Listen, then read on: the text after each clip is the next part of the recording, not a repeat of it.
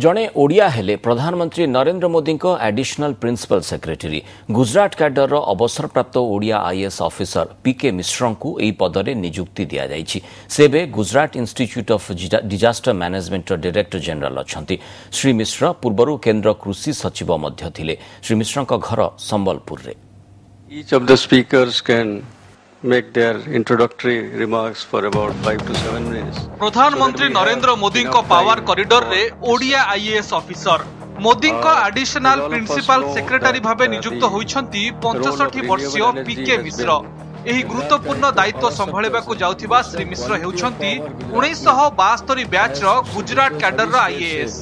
मोदी को खास ऑफिसर भाबे जणाशुना श्री मिश्र गुजरात और केंद्र रे विभिन्न गुरुत्वपूर्ण दायित्व तुलाइछंती। 2001 रु 2004 मध्यरे से सेतेबेलर गुजरात मुख्यमंत्री नरेंद्र मोदी प्रिंसिपल सेक्रेटरी थिले। परे 2004 रे से केंद्र को डेपुटेशन रे जाइथिले। 2006 रु 2008 पर्यंत से केंद्र कृषि सचिव थिले। कृषि सचिव थिबा बेले ही से 2008 अगस्त रे चाकरी रु अवसर नैथिले।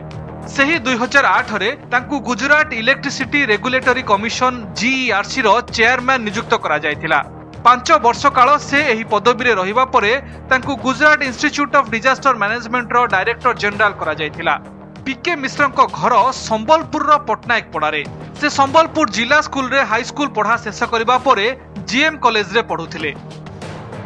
केंद्र सरकार आरंभ करिथिबा जातीय कृषि विकास कार्यक्रम रे ओडिया आईएएस ऑफिसर पीके मिश्र जड़ित थिले। सेही भली नेशनल फूड सिक्योरिटी मिशन बा जातीय खाद्य निरापत्ता मिशन आरंभ रे भी तांको भूमिका थिला। से केंद्र रे कृषि सचिव थिबा समय रे कृषि क्षेत्र रे जीडीपी रो अभिवृद्धि सह खाद्य उत्पादन मध्य रेकर्ड स्तर रे पहुंचीथिला। एहा छडा Gujarat state disaster management authority GSDMA को अधिक क्रियाशील कराई एक पुरस्कृत संस्था रे परिणत कराइबारे श्री मिश्र गुरुत्वपूर्ण दायित्व निर्वाह करथिले।